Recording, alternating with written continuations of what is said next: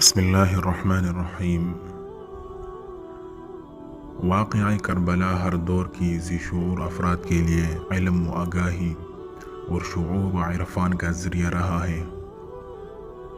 علم و ادب کے بہت سے شعبے اس واقعے کی روشنی میں پروان چڑھتے ہیں۔ دنیا میں جہاں جہاں مظلوم ظالم کے خلاف نبرد آزما ہے، واقعہ کربلا ان کے لیے اصلاح و تربیت کا کام دے رہا ہے۔ قرآن مجید کے پارہ 2 سورہ بقرہ رکوع نمبر 3 کی ابتدائی چند آیات کا ترجمہ یہ ہے: اے ایمان والو، مصیبت کے وقت صبر اور نماز کے ذریعے سے خدا تعالیٰ کی مدد کے مستحق بنو۔ بے شک اللہ تعالیٰ صبر کرنے والوں کے ساتھ ہیں، اور جو لوگ خدا تعالیٰ کی راہ میں قتل ہو جائیں انہیں ہرگز مردہ نہ کہو، بلکہ وہ تو زندہ ہیں، مگر تمہیں ان کی زندگی کا شعور نہیں، اور ہم تمہیں خوب، بھوک، مالوں، جانوں اور اولاد کے نقصان سے ضرور آزمائیں گے۔ اور اے رسول، ایسے صبر کرنے والوں کو خوشخبری سنا دے کہ جب ان پر کوئی مصیبت آ پڑے تو کہتے ہیں ہم اللہ ہی کے ہیں اور اسی کی طرف لوٹ کر جانے والے ہیں۔ انہی لوگوں پر ان کے پروردگار کی طرف سے رحمت، مہربانیاں اور سلام ہے، اور یہی لوگ ہدایت یافتہ ہیں۔ قرآن مجید کی یہ آیات کربلا والوں کی قربانی کی عملی تفسیر ہے، اس لیے کہ انہوں نے ان آیات میں موجود مصیبت کی تمام صورتیں دیکھ لیے۔ ظالم حکمرانوں کا ہر ظلم برداشت کیا، پیاسے رہے، بھوکے رہے، ان کے جسم ٹکڑے ٹکڑے کر دیے گئے، ان کے جسموں پر گھوڑے دوڑائے گئے، ننھے بچوں پر بھی رحم نہ کیا، اور انہیں تیروں سے شہید کیا گیا۔ ظالم صبر و استقامت سے برداشت کر کے دین اسلام کی حفاظت اور سربلندی کا ذریعہ بنے۔ امام عالی مقام نے کربلا کے سفر کے شروع ہی میں اہل مدینہ سے کہہ دیا تھا کہ میں اپنے نانا پاک کی امت کی اصلاح اور امر بالمعروف و نہی عن المنکر کے لیے ظالم حکمرانوں کے خلاف قیام کر رہا ہوں۔ اہل مدینہ نے آپ کو روکنے کے لیے تجاویز دیے، لیکن آپ نے فرمایا میرا جانا ٹھہر گیا ہے، جو کام مجھے کرنا ہے وہ یہاں رہ کر نہیں ہو سکتا۔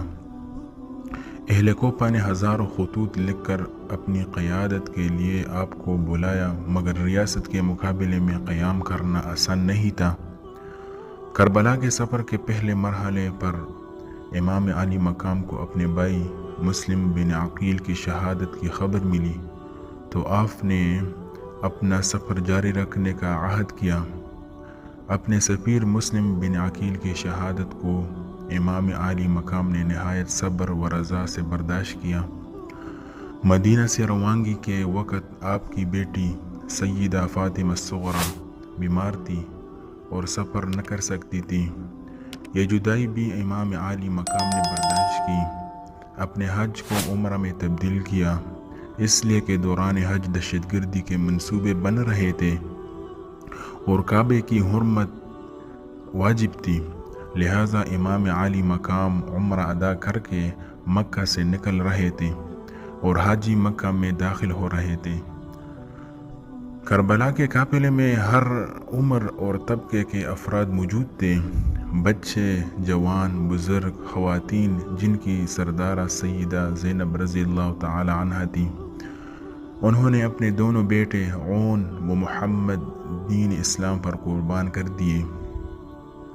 کربلا کے قافلے کا ہر فرد ایثار و قربانی میرے حمل، یقین، محکم اور نظم و ضبط کی اعلیٰ مثال پیش کرتا نظر آتا ہے۔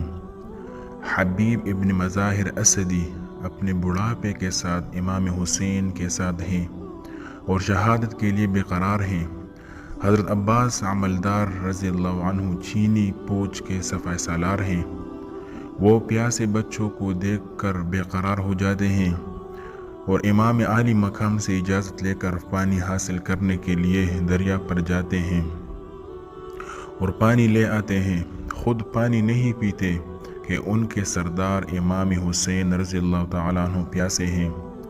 جب پانی لے کر واپس خیموں کی طرف آئے تو یزیدی لشکر نے گھیرے میں لے لیا اور پانی کی مشک تیروں سے چھلنی ہو گئی۔ حضرت عباس رضی اللہ عنہ واپس دریا کی طرف چل پڑے، لیکن حملہ اتنا شدید تھا کہ آپ رضی اللہ عنہ شہید ہو گئے۔ کربلا دہشت گردی کے خلاف، ظلم و ستم و ناانصافی کے خلاف، جبر و ملوکیت کے خلاف، حق و سچ، دین و دیانت، صبر و رضا کے اصلاح سے لڑی جانے والی جنگ ہے، جس میں ظالم وقتی طور پر تو جیت گئے، لیکن ابدی بدبختی اور شکست ان کے مقدر میں تھی۔